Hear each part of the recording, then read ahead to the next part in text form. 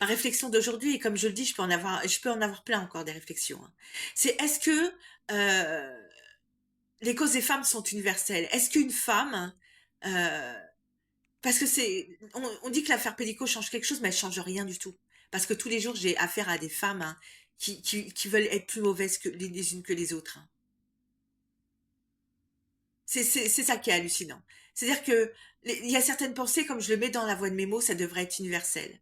C'est-à-dire que euh, une femme, le viol, hein, toutes les femmes devraient être contre le viol. Et c'est pas forcément le cas. C'est triste, hein, à dire, hein, mais c'est pas forcément le cas. C'est-à-dire que chacun veut être individualiste. Alors l'individualité c'est bien, hein, mais moi je vois bien avec ce que je vis, c'est des individualités qui se veulent collectives, hein. C'est ça. C'est-à-dire que, enfin c'est quand même assez hallucinant. L'OFAST du 92, est-ce que les services qui arrêtent et qui mettent en prison des gros trafiquants de drogue, est-ce que dans mon affaire, hein, ils ont montré ne serait-ce qu'une once de volonté de vouloir les mettre en prison, ces gros trafiquants de drogue? Le meurtrier, c'est pareil. Est-ce qu'ils m'ont démontré? Moi, il y en a carrément un qui m'a dit, alors c'est qui la police maintenant? Ah bon, pourquoi? C'était moi qui étais censé l'être, hein? Non mais et ça, ça vient de la DPJ en fait. C'est tout ça, c'est pas acceptable, hein. Moi, ça fait plus de 20 ans que je me bats.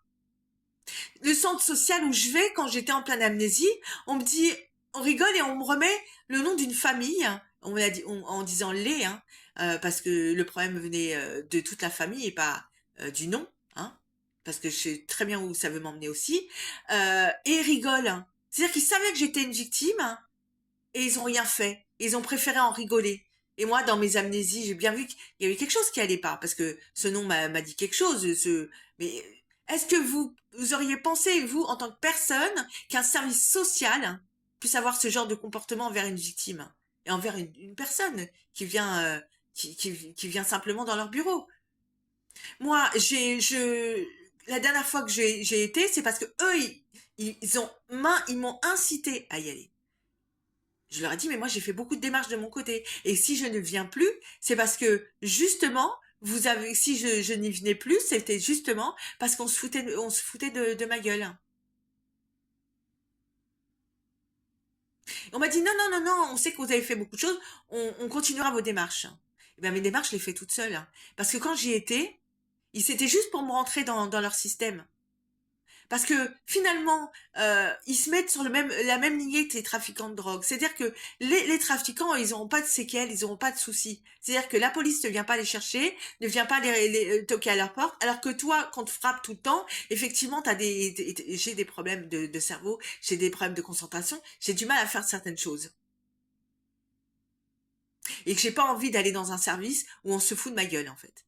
Parce que moi, une femme qui est droguée, qui a été droguée, qui a été violée, elle a déjà un souci avec sa dignité. Et que des services continuent à lui enlever sa dignité. Et que moi, mon combat de tout ça, c'est que des trafiquants de drogue sont en prison, que le meurtrier de Claude Maresco sont en prison, que moi, ceux qui sont entrés à mon domicile et qui m'ont drogué sont en prison. Et le pire dans tout ça, hein, c'est que moi, des personnes c'est pas que je suspecte, mais qui connaissent cette personne et qui ne répondent pas à mes questions non plus.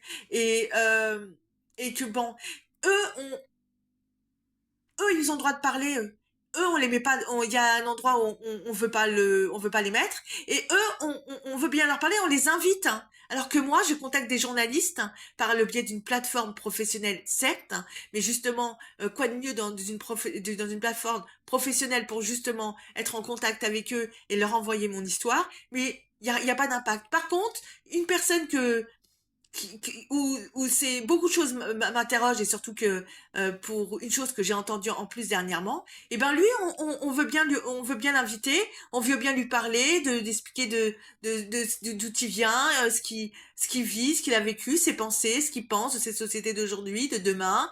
Et moi, la victime, on veut pas l'entendre parler.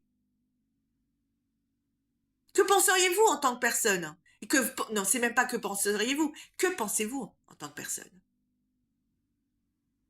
Je la mets la voix de mes mots, mais ça continue. Moi, je vais mettre tous mes PV. Ils sont enregistrés au parquet. Et c'est pas grâce à l'OFAS, c'est pas grâce au commissariat de Chanel qui m'a fermé la porte constamment et qui s'est bien amusé de me voir complètement désorientée, c'est pas grâce à la DPJ, non, c'est grâce à mes démarches malgré mes amnésies, mon mal et ma souffrance. Et croyez-moi que mon mal, il n'est pas rien. Et c'est pas grâce non plus à l'hôpital où j'ai travaillé pendant des années, où c'est pareil, c'est inacceptable comment je suis traitée. Dans ce pays, il vaut mieux être trafiquant de drogue, hein, parce que tant qu'ils sont de la... C'est pour ça que c'est un peu complexe le mécanisme parce que il est pas normal. C'est-à-dire que des coupables, c'est en prison, des victimes, c'est à la place de la victime, sa place de victime. C'est-à-dire que dans le parcours d'une victime, pour que tout s'arrange, se mette en place, faut la mettre à la place de la victime, pas à la place des coupables. Parce que donc dans ce cas-là, elle est tout le temps accablée et les coupables, ils sont toujours dans la tranquillité. Eux, ils peuvent circuler